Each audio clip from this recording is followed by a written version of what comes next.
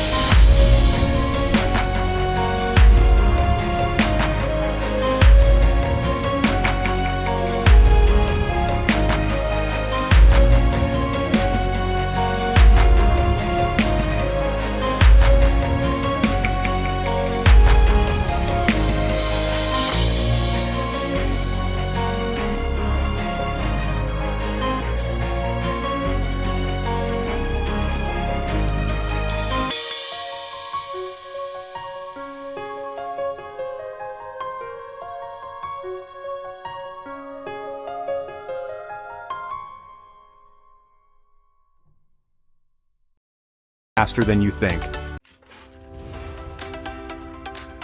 What's your favorite money-saving hack? Drop it in the comments. I'd love to feature some in my next video. And if you want more ways to grow your money, check out my video on passive income ideas for 2025, linked right here.